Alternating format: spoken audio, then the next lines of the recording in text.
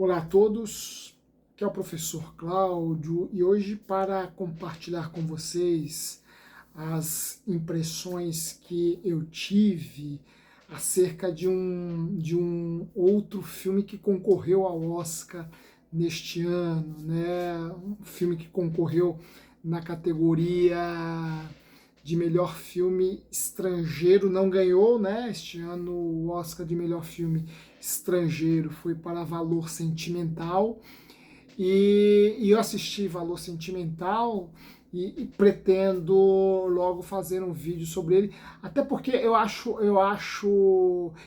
é interessante que eu estou fazendo um vídeo sobre o Sirat, que é o filme que concorreu ao Oscar neste ano 2026 e que foi a indicação da Espanha, né, para concorrer nessa categoria. E eu vou falar do Sirat, que não ganhou ao Oscar de melhor filme, antes de falar do Valor Sentimental, que eu também assisti. Entretanto, dentre os concorrentes ao Oscar de melhor filme estrangeiro que eu assisti, né? Eu assisti O Agente Secreto e assisti recentemente, agora há pouco, o Sirat. Eu acho o Valor Sentimental o menos convincente, né? Acho que não merecia, aliás, ter tirado o Oscar do Sirat, e muito menos ainda do Agente Secreto, que eu acho, em relação a esses três que eu assisti, que concorreram à categoria de melhor filme estrangeiro, eu acho o melhor. Mas enfim, né, não sou eu que voto, não sou eu que escolho, né, não somos nós, né? Enfim, quem vota são outros, né? Mas enfim, eu vou falar sobre o Sirat, que, como eu já antecipei, foi a escolha foi a escolha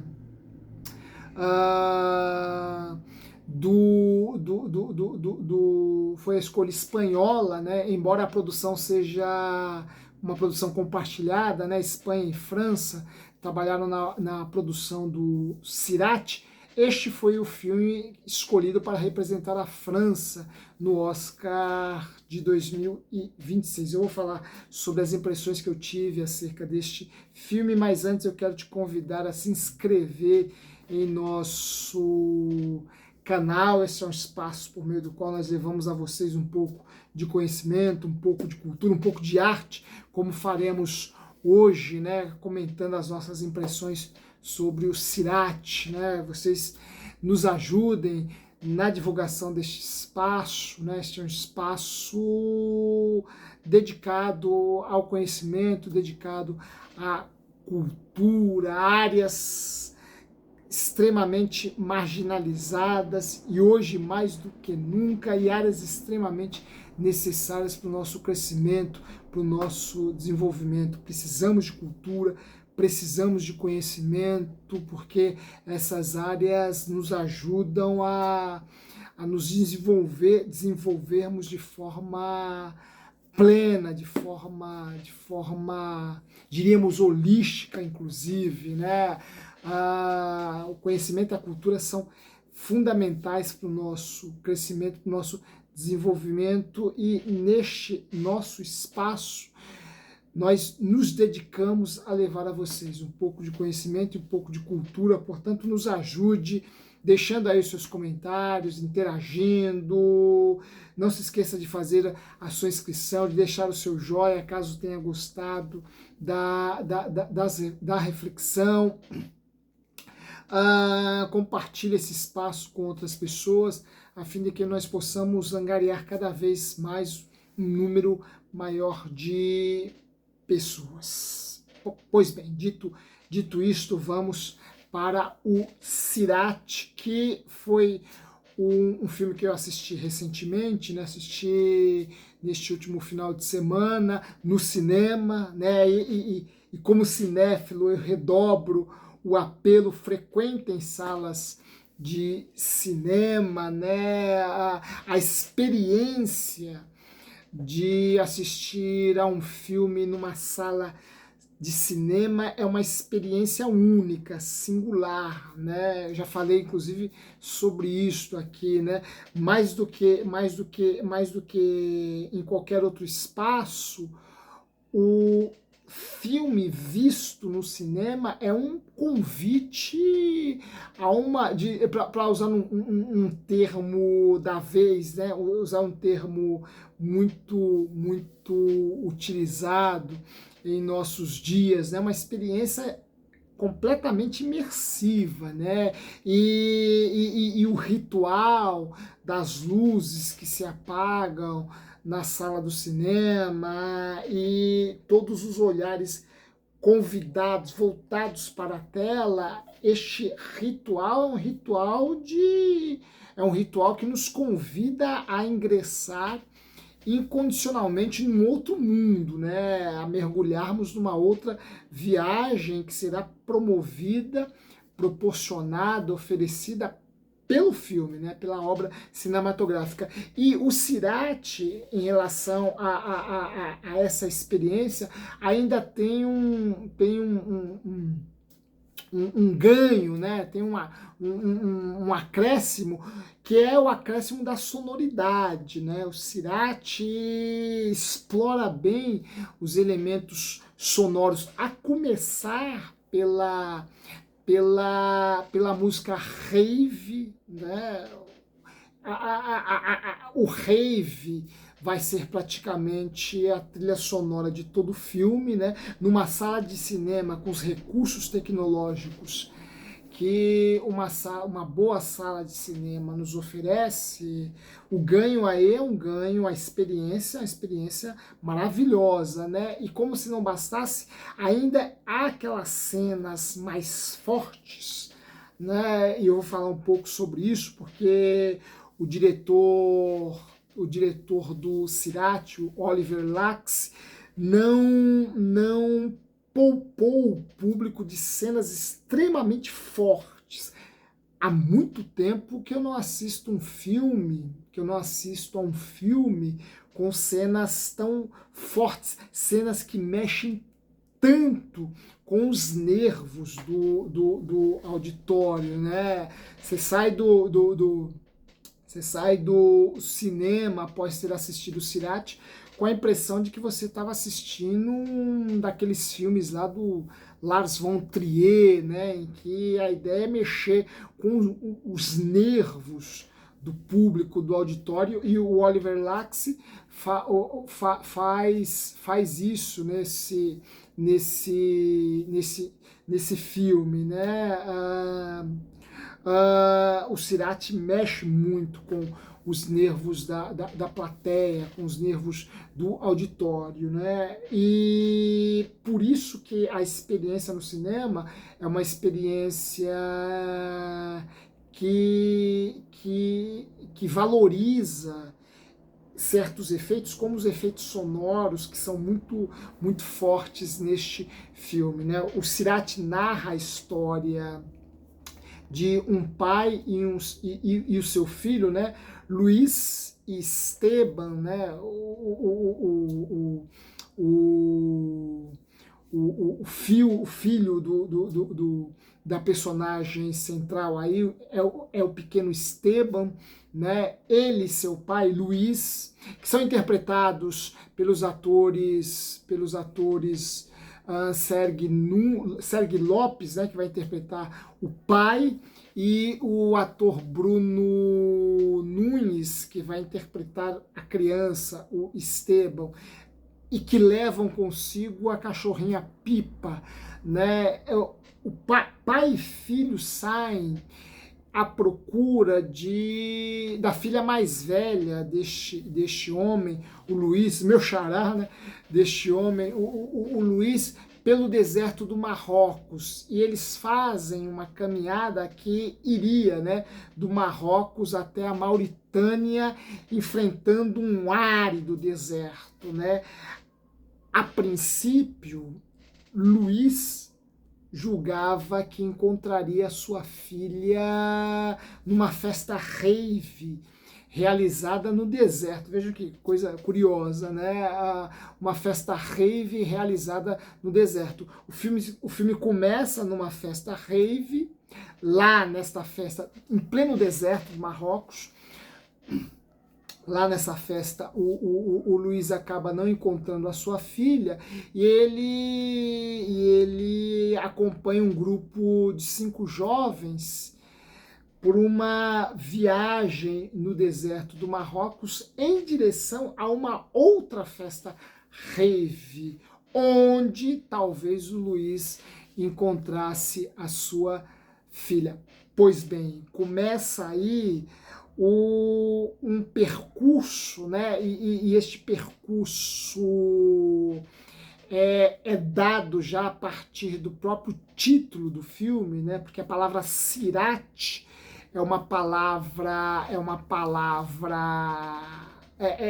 uma palavra que significa caminho, não é? E o caminho, a jornada, o caminho que pai e filho farão no deserto juntamente com esses outros 5 jovens, é na verdade uma jornada existencial marcada por fortes tragédias, né? O Sirat já encerra essa ideia de jornada, né? Porque o Sirat não é apenas um caminho, né? O Sirat, na tradição islâmica, e aqui eu me apoio em alguns artigos que li sobre o filme, né? Li alguns artigos, revista Rolling Stone, na Veja, né? Alguns artigos falando do filme, e eu me apoio, em boa medida eu me apoio nesses artigos para apresentar a vocês alguns termos mais conceituais, né? O Sirat, segundo a tradição islâmica, não é qualquer caminho, né? É um caminho que o indivíduo vai percorrer ao longo do juízo final e que só os justos, segundo a tradição islâmica, só os justos seriam capazes de sobreviver a esta jornada. Portanto, o caminho que o pai e o seu filho Esteban, juntamente com aquele grupo de jovens farão, será um caminho, uma jornada existencial, né? E essa jornada existencial será feita através deste caminho, o Sirat, que isso é dado na própria epígrafe inicial do filme, né? A epígrafe inicial do filme já abre com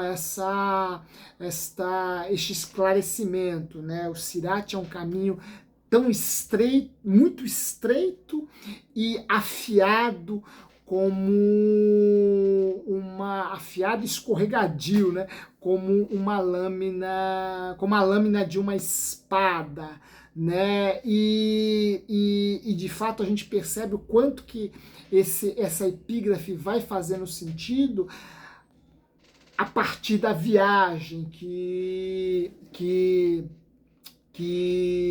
aquele grupo fará pelo Sirat, e que é uma viagem que liga o paraíso ao inferno, né? Portanto, é uma viagem que se abre para essas duas possibilidades, né? Ou esta viagem te leva ao paraíso, esta viagem te leva ao inferno, né? Inclusive, um bom trecho da viagem é feito pelas montanhas a partir de uma espiral, né? Eu juro a vocês que me parece que essa imagem do percurso numa espiral feita nas montanhas do Marrocos foi inspirada, parece ser uma citação do Inferno de Dante Alighieri, né? Porque o Inferno de Dante Alighieri é formado por aqueles 9 círculos, né? Aquele espaço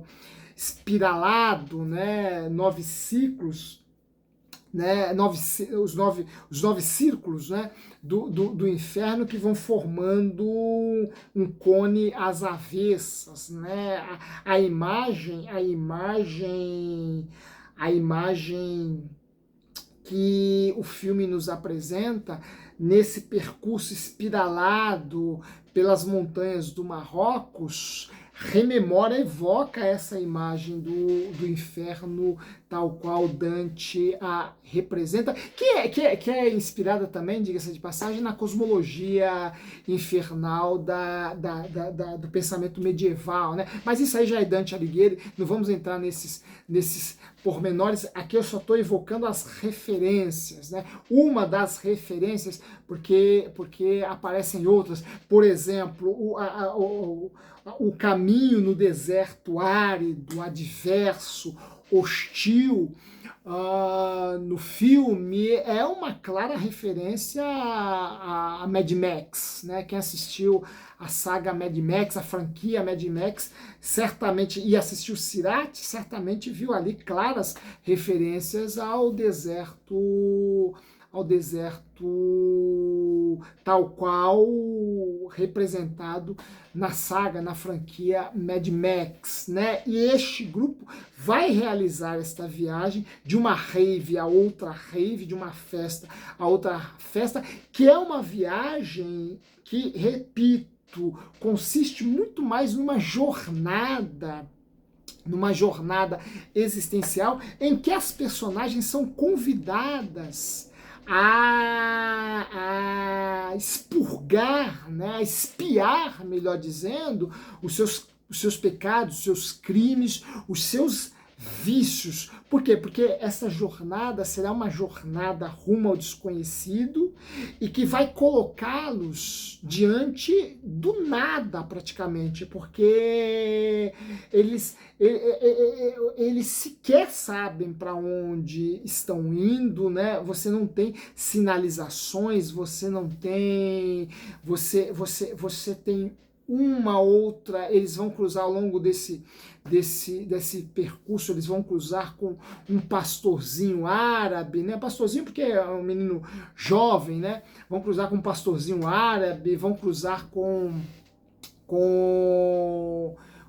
alguns caminhões do exército, né? Sabe-se Deus de que exército, né? Qual exército, né? Enfim, e essa presença do exército na primeira rave e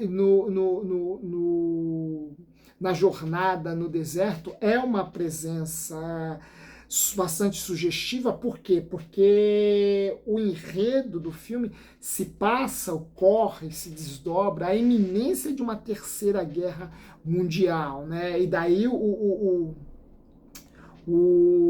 a atualidade do filme, né? Daí a contextualização, a contemporaneização do filme, né?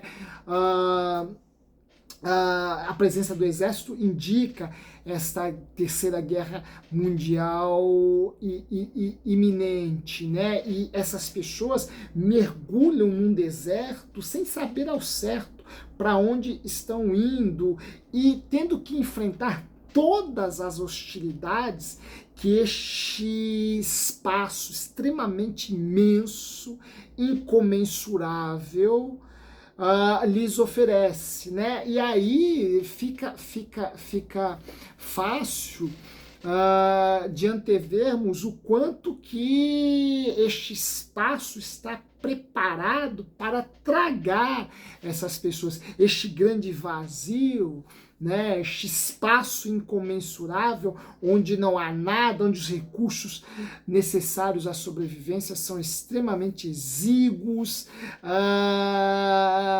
esse espaço cheio de armadilhas e emboscadas, este espaço vazio, aterrador, assustador, se coloca como o grande vilão do filme, né? O deserto é um outro protagonista do filme, porque será este deserto que aquele grupo vai ter que enfrentar, e vai enfrentar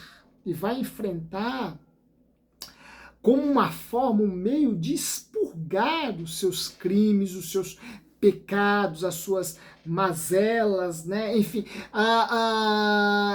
é uma viagem, portanto, é uma viagem existencial marcada por várias tragédias, né? E são essas tragédias que mexem muito com o brio do público, né? Mexem muito com os nervos do público, e daí a importância, repito, de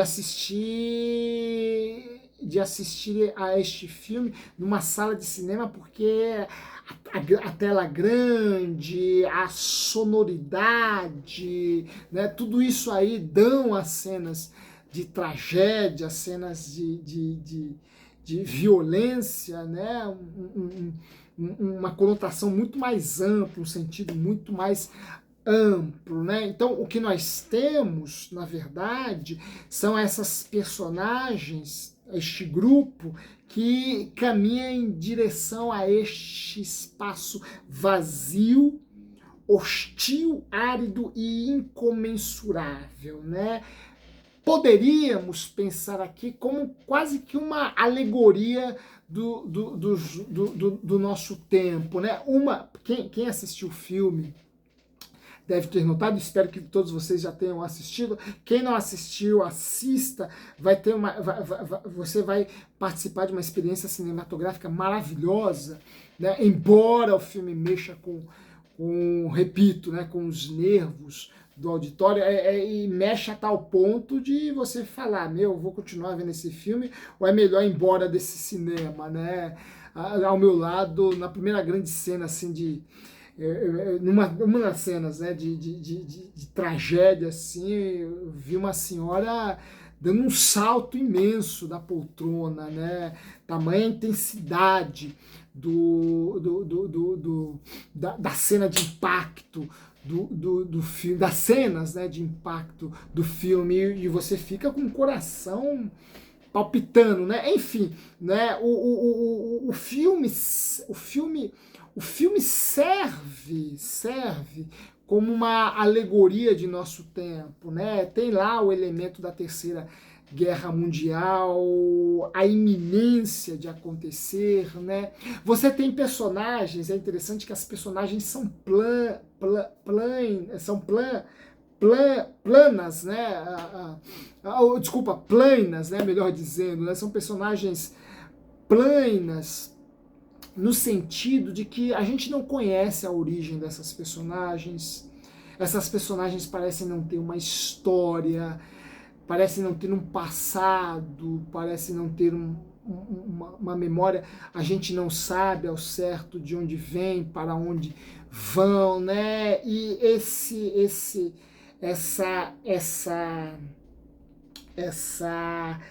representação plena das personagens é quase que uma referência a esse indivíduo de nosso tempo vazio, né? Esse indivíduo de nosso tempo caricatural, né? Sem núcleo, sem consistência, esse indivíduo que por dentro pouco tem de sólido, consistente, né? Objetivo, enfim, né? Eu particularmente, aí é uma leitura minha, né? Eu particularmente vi nessa ausência de referências históricas das personagens, essa ausência de história, de contexto, são personagens que falam pouco, né? Por isso o filme é quase que um filme, não um filme mudo, claro, há diálogos, mas são diálogos muito curtos, muito diretos, que não nos permitem sequer fazermos um mergulho psicológico, existencial sobre as personagens, né? Esse mergulho na psique, esse mergulho na dimensão existencial dessas personagens só é possível por meio das metáforas, né, das alegorias, das sugestões, né, que o filme apresenta, né? Nós não podemos fazer esse mergulho a partir de um texto verbal.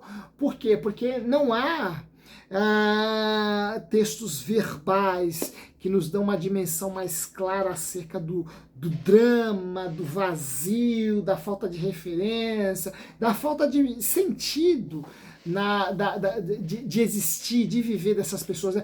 O grupo de jovens, por exemplo, são jovens completamente perdidos, né? E daí o caráter alegórico do filme, né? Que é uma tentativa, né? Pelo menos é assim que eu o vejo, assim que eu interpreto, né? É uma tentativa de alegorizar o indivíduo de nosso tempo, né? O homem, a mulher de nosso tempo, sobretudo os jovens, né? Que com tantos conflitos não sabem para onde ir, né? Não sabem qual caminho seguir, né? E os jovens daquele filme são jovens perdidos, eles vão de uma festa a outra e tendo como única forma de amenizar esse seu estado de perdição existencial, né? As drogas e a música rave, né? Esses são os subterfúgios, esses são os paliativos, né? Os anestésicos que vão atenuar a intensidade do drama existencial dessas personagens, né? E o deserto, né? Inclusive, isso aí eu li num dos artigos sobre o filme, né? O deserto como uma possível metáfora de uma existência nihilista, né? E aí eu concordo com o articulista, porque se esta era uma proposta do Laxi, né, do diretor do filme, talvez ele deveria ter explorado muito mais isso, porque isso fica apenas nas sugestões, né? Haja visto as personagens serem inexpressivas, né? Vejam, as personagens... Quando você tem personagens que frequentam, jovens que frequentam, que vão de uma rave ou outra, né? A expressividade mais intensa deles se dá nessas ocasiões em que a música e as drogas colocam o corpo em movimento, né? Colocam o corpo em dança, põem o corpo num ritmo, né? Que de fato é bastante vazio, mas daí chegarmos a uma filosofia nihilista desenvolvida no filme vai uma distância, porque nós sequer podemos identificar isso nas falas das personagens, né? As personagens estão num processo, na verdade, essas personagens estão, a falta de sentido na existência, à exceção do Luiz e do Esteban, porque esses sabem por qual motivo estão fazendo a viagem, né? Eles estão fazendo essa viagem para reencontrar a filha perdida, né? O Luiz está fazendo a viagem para encontrar a filha perdida, né? Irmã do Esteban, né? Então eles têm um sentido para fazer essa viagem, mas as outras personagens não, elas fazem essa viagem sem motivação alguma. O que querem é chegar numa outra rave, porque aquelas em que elas estavam foi fechada pelo exército, foi acabada pelo exército, né? E a gente percebe, na verdade, é um mergulho no vazio, né? É um se lançar no vazio, né? No nada, né? E o filme, talvez essa seja a proposta mesmo. E aí eu concordo com essa proposta, né? Ela está ali, mas, repito, né? De forma também muito sugestiva e nada muito aprofundada, né? Porque esses elementos mais fortes a gente deduz, né? A gente infere, a gente abstrai, né? Porque o filme em si não se ocupou em trabalhar com esses dramas de forma mais intensa, mais expressiva, e aí o filme perde, né? E aí o filme deixa de ganhar, né? E o filme para mim, né? Eu que assisti os dois, né? É possível fazer um diálogo entre Sirach e valor sentimental? É possível, né? Nos dois filmes você tem pai e filhos praticamente separados, né? No Sirach a separação é mais intensa, né? É mais trágica, porque o pai não sabe o paradeiro da filha, né?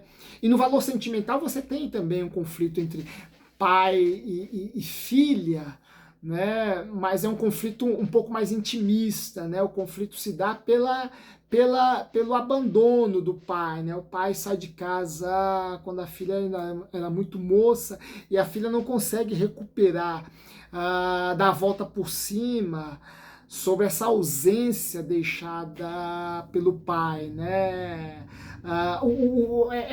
É possível estabelecermos um paralelo? É possível, né? Os dois filmes dialogam, né? O valor sentimental busca sensibilizar mais o público, né, por meio do drama vivido entre pai e filha, né? Já o Sirach vai se valer desta separação, né, desse drama, que é um drama vivido única e exclusivamente pelo pai. O filho ou a filha está ausente no Sirach, né? Lá no valor sentimental, a ausência é a ausência do pai. No Sirach, a ausência é a ausência da filha, né? E diferentemente do valor sentimental, em que essa ruptura pai e filha é explorada de modo a sensibilizar o público, no Sirach, esta ruptura pai-filha, filha e pai, é explorada em tons mais sombrios, mais trágicos, mais intensos, né? Sem nos dar uma margem, né, de possível reencontro, de possível reencontro mesmo, né? Enfim, né? Os dois filmes dialogam, né? E mesmo que o Sirach tenha se proposto a uma elevada reflexão, servindo como alegoria do homem, da mulher, do indivíduo de nosso tempo, essa alegoria deveria ter sido explorada com um pouco mais de cuidado, de zelo, de carinho por parte do Lax, algo que não aconteceu, mas o filme nem por isso deixa de ser uma bela obra cinematográfica, é uma bela e intensa, né, e nervosa experiência cinematográfica, né? O Laxi foi extremamente cru e realista com o público, inclusive em algumas tomadas a impressão que eu tive é que ele submete os atores a essas experiências extremas, né? Ele quer levar o público mesmo para a beira do abismo, é isso, né? Quer levar o público à beira do abismo e, quiçá, precipitá-lo de lá abaixo, né? Então o filme tem esta proposta, ele tem potencial para isso e consegue fazê-lo, porque mexe mesmo com os nervos do auditório que é convidado a participar dessa experiência, que é uma experiência catártica, né? Em relação ao auditório, eu não tenho dúvidas de que o diretor quis submeter o auditório a uma experiência, uma verdadeira catarse, né? Uma verdadeira experiência catártica, né? E nos deixar a par do mundo que nós estamos construindo, não, mas desconstruindo. Por quê? Porque o mundo de Sirach é um mundo completamente distópico, né? E aí valem as referências a Mad Max, as citações a Mad Max, que inclusive tem uma cena lá do filme, né, do Sirach, que é uma citação assim, quase que ipsis literis, né, quase que uma reprodução exata do Mad Max, né. Ora, esse cenário completamente distópico, marcado por um deserto árido, hostil, e que se coloca a iminência de tragar as personagens, de tragar todo este grupo, nos faz pensar acerca daquilo que estamos fazendo com o mundo, né? Daí, de repente,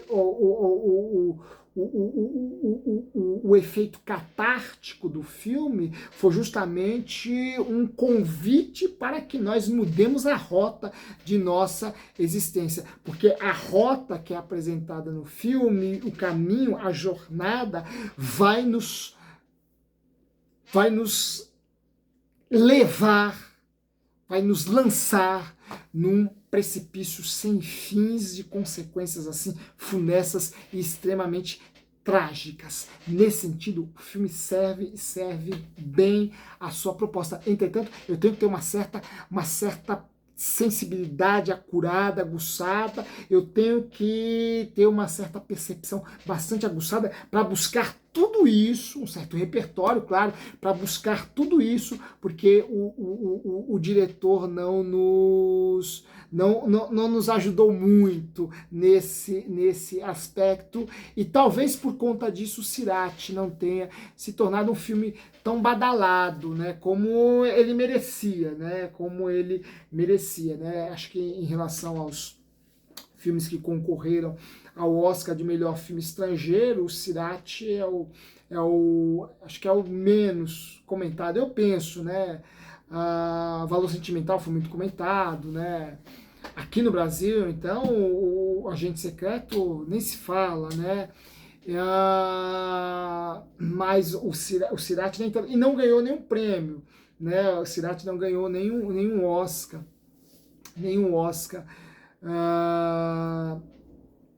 na apresentação, na cerimônia, né? Mas nem por isso, repito, nem por isso se trata de um filme menos importante, menos significativo. Muito pelo contrário, um filme bom, que eu particularmente, como já antecipei, gostei mais do que o valor sentimental, né? Filme que eu pretendo falar alguma coisa, pois foi o ganhador do Oscar de melhor filme estrangeiro, né, o norueguês, né?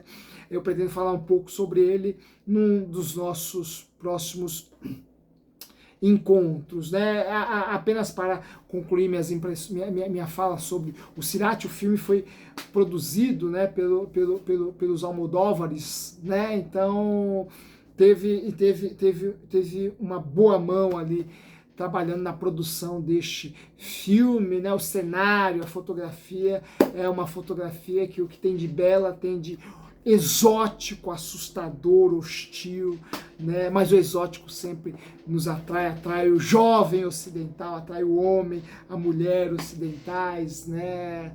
E o filme tem esse atrativo também, né? Enfim, eu espero que vocês também tenham gostado do filme. Se assistiu, deixem aqui os seus comentários, né? Aqueles que não assistiram, eu espero que corram ao cinema, às salas de cinema, para assistir esse filme. Ainda está em cartaz, vale a pena a experiência e vale muito mais a pena assisti-lo numa sala de cinema, né? A experiência vai se tornar muito mais intensa, né? E eu espero que vocês que não foram ainda, vão à sala de cinema, assistam o Cirate e compartilhem conosco as suas impressões, né? Deixem aí os seus comentários, né? Eu gostaria também de saber o que vocês acharam deste filme. Eu vou ficando por aqui. Se gostaram dessas reflexões, não se esqueçam de deixar aí o seu like, né? Se inscreva no canal se não fez e logo mais voltaremos para falar de mais cinema aqui no nosso Carpe Diem. Um forte abraço e até lá.